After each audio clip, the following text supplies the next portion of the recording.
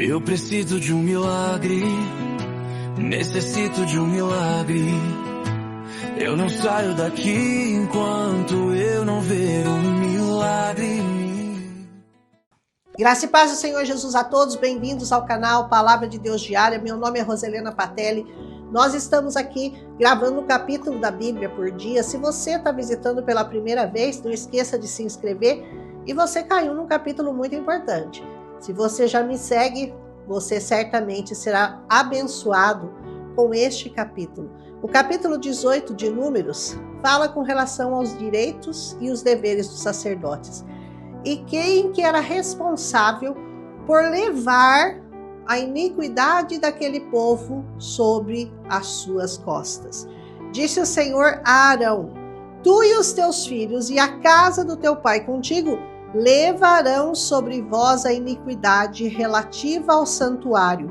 Tu e os teus filhos contigo levarei sobre vós a iniquidade relativa ao seu sacerdócio. E também farás chegar contigo teus irmãos, a tribo de Levi, a tribo do teu pai, para que se ajuntem a ti e te sirvam, quando tu e os teus filhos contigo estiverem perante a tenda do testemunho. Portanto, quem era responsável por levar a iniquidade daquele povo sobre eles, sobre as costas deles, eram os levitas, era Arão e seus filhos e os sacerdotes. Hoje, nós já sabemos quem que levou sobre si as nossas iniquidades. O Senhor Jesus, o substituto da velha aliança. Então, Deus aqui esclarece para aquele povo a responsabilidade de levar sobre eles a iniquidade do santuário, que seria de Arão e dos demais sacerdotes. Versículo 1. Então, era incumbência deles, dos sacerdotes, manter o lugar limpo, purificado de toda a contaminação externa. Se a santidade daquele lugar fosse violada, caberia a Arão a responsabilidade de oferecer sacrifícios por ele e pelo altar do Senhor. Esse é um símbolo daquilo que Jesus fez por nós. Aleluia! Estando à direita de Deus, ele vive hoje, porque antigamente quem intercedia pelo povo? Arão e os sacerdotes. Hoje, Jesus vive para interceder por nós junto ao Pai. Esse foi o poder que ele recebeu na cruz do Calvário, quando foi crucificado e pagou pela nossa dívida. Glorifique ao Senhor por isso, aleluia. Isaías 53:4 diz que verdadeiramente ele tomou sobre si as nossas enfermidades, as nossas dores ele levou sobre si, e nós achávamos que ele tinha sido afligido, oprimido, castigado e ferido por Deus. Mas, na verdade, ele foi ferido por causa das nossas transgressões, moído por causa das nossas iniquidades. E o castigo que nos traz a paz, essa bendita, poderosa, preciosa paz que nós desfrutamos hoje, estava sobre ele. E pelas pisaduras dele, nós é que fomos sarados. Aleluia! Essa é uma das maiores declarações de amor que a Bíblia faz por nós, feita a nós pelo próprio Deus. É uma declaração de amor. Aleluia! Ninguém tem maior amor do que esse. Talvez você até pudesse dar a vida de um filho por alguém que merecesse, mas por nós, que não merecíamos, que éramos pecadores, separados, como você dá a vida do seu filho por um assassino, por um pedófilo, por uma pessoa que não merece, um adúltero, um beberrão, um mentiroso. Mas quando Deus dá seu filho, seu único filho, presta atenção, por quem não merecia e por quem era tão contrário à sua santidade e à santidade do Senhor e tudo que ele é, o tempo todo esse povo foi rebelde, pecou contra ele, contra seus ensinamentos. Nós pecamos contra o Senhor. É porque não pode haver nenhuma sombra de dúvida, nenhuma sequer, sobre esse inexplicável, impressionante e ousado amor de Deus por nós. Esse sacerdote, muito maior que Moisés e Arão, chamado Jesus Cristo, o sumo sacerdote, perfeito e eterno, oferece um sacrifício único, definitivo, para purificar todos aqueles que se aproximam de Deus. Se não for o bastante para você isso, meu irmão, então eu lamento te informar que nenhum outro sacrifício vai ser feito por você e para te livrar do castigo eterno que nos espera. E isso não é o que Deus deseja para nós, não. O Senhor não quer que nós sejamos castigados.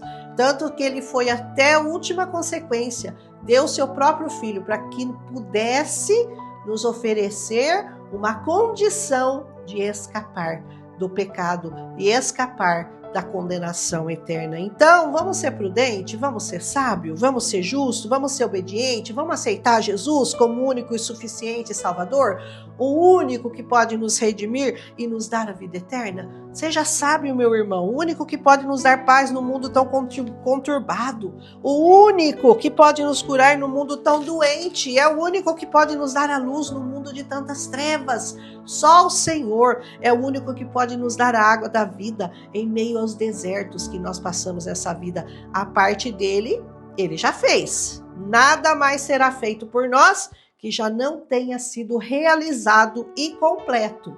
Só falta agora a nossa parte. Venha, traga junto os seus irmãos que pertencem à sua família para se unirem a você e o ajudarem quando você e seus filhos ministrarem perante a tenda que guarda as tábuas da aliança. Versículo 2. Não danifique seu santuário, não danifique as coisas sagradas que Deus santificou, seu santuário, sua palavra. Versículo 4. Para que a ira de Deus não caia sobre você e sobre os seus. Versículo 5.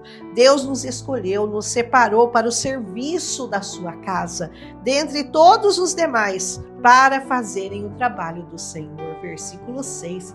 Deus estava separando ali, quando ele separou aqueles levitas, ele estava separando cada um de nós, separando um povo que o serviria e que vai servi-lo até os últimos dias. Só estão autorizados aqueles que se banharem no sangue do Cordeiro. A única autorização vai ser dada para aqueles que estão banhados no sangue de Jesus. É um presente de Deus para nós servi-lo, não é? Versículo 7. Tudo que era ofertado ao Senhor era de responsabilidade dos sacerdotes. Cuidarem de tudo aquilo, fosse cereal, fosse oferta pelo pecado, reparação de danos causados. Está lá no versículo 9. Então, comamos e bebamos a ceia do Senhor com responsabilidade e com santidade. Versículo 10. Ai daqueles que tentam usurpar das coisas santíssimas, ou que se sentam à mesa dele, do Senhor, e comem e bebem indignamente. Versículo 11. O melhor de Deus nos foi dado, o azeite, o vinho, o pão da vida que foi apresentado por Deus para nós. Versículo 12. Tudo que eu estou falando aqui, que é com relação a Jesus, é o que está escrito nesse capítulo. Aleluia! Que também nós possamos, então, devolver o melhor de nós a Deus, porque Ele deu o melhor dele para nós. Nós temos que devolver o nosso melhor para Ele. O melhor das nossas ofertas, o melhor dos nossos dízimos, o melhor do nosso tempo, o melhor do nosso coração quebrantado, o melhor da nossa obediência, da nossa responsabilidade com a nossa responsabilidade de difundir essa palavra. O ID de Deus é uma obrigação sua, você é obrigado a não só receber essa palavra, viver essa palavra, cumprir toda essa palavra, como cumprir também o ID de Deus, que é divulgar essa palavra. Lembre-se que tudo que em Israel foi consagrado a Deus pertence a você. Versículo 14. O primogênito de Deus nos foi dado. Portanto, o primogênito de tudo que é nosso também tem que ser entregue no altar do Senhor. No primeiro momento do seu dia, primeiro alimento, primeiro pensamento, primeira oração, primeiro jejum, tudo em primeiro lugar na sua vida tem que ser entregue no altar do Senhor. Aleluia! O preço do nosso resgate foi pago. Mas não foi com 60 gramas de prata como nesse capítulo, sim. Nesse capítulo aqui. Mas sim pelo precioso, poderoso sangue de Jesus. Versículo 16. Tudo que foi separado de melhor por Deus está à nossa disposição. Você não se alegra por isso? Aos sacerdotes do Senhor, você é o sacerdote hoje do Senhor, e aos nossos filhos, hoje e para sempre. Versículo 19. Jesus, então, é a nossa aliança de sal. Aqui ele vai falar da aliança de sal. O sal era um símbolo daquilo que onde ele era colocado para que as coisas não estragassem. O sal, ele salgava todas aquelas coisas, a carne, tudo que eles iam comer, ficava no sal. Então o pacto de sal é esse pacto que indica durabilidade, duração de tempo. Pacto de sal perpétua perante o Senhor foi o Senhor Jesus para nós, aleluia, e para os nossos descendentes também. Versículo 19. Então, a nossa herança e a nossa porção não são dessa terra. A nossa porção e a nossa herança são o Senhor. Assim como esse povo de Levi, eles não recebiam herança de terra, porque o Senhor disse: a sua porção sou eu, a sua herança sou eu. Aleluia. Você quer uma herança maior? Você quer um pedaço de terra, dessa terra aqui que vai ficar aqui mesmo? Ou você quer ser herança, receber a porção que é o próprio Deus na sua vida? Aleluia. O Senhor é a nossa herança, é a nossa porção. Então entregue sem medo seus dízimos àqueles que desejam fazer a obra de Deus, àqueles que propagam o evangelho como retribuição ao seu trabalho, como quem dá a Deus. Retribua aqueles que propagam o evangelho como se você estivesse dando ao próprio Deus. Versículo 21 é aquilo que esse povo fazia, viu? Sem medo.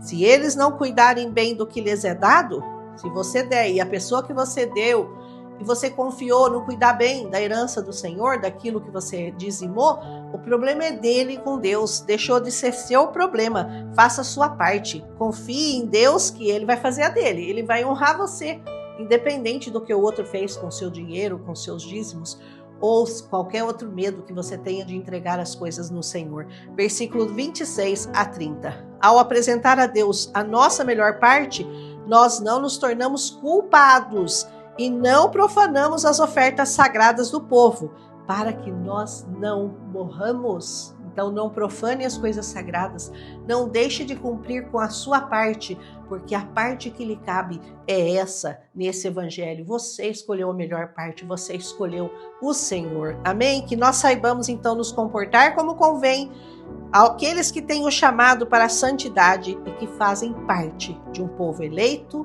ungido e separado. Que a graça do Senhor de todo o céu, de toda a terra, seja sobre cada um de nós.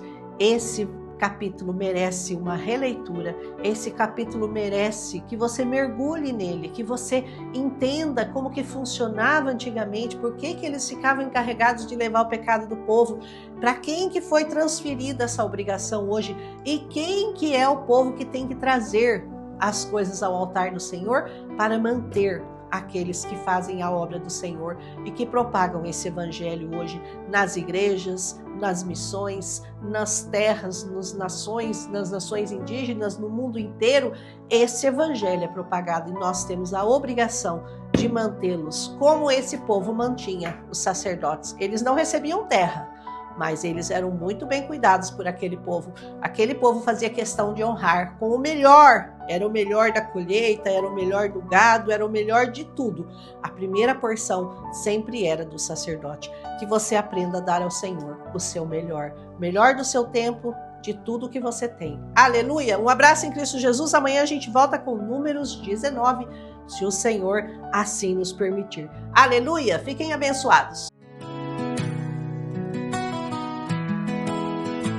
Eu preciso de um milagre, necessito de um milagre. Eu não saio daqui enquanto eu não ver um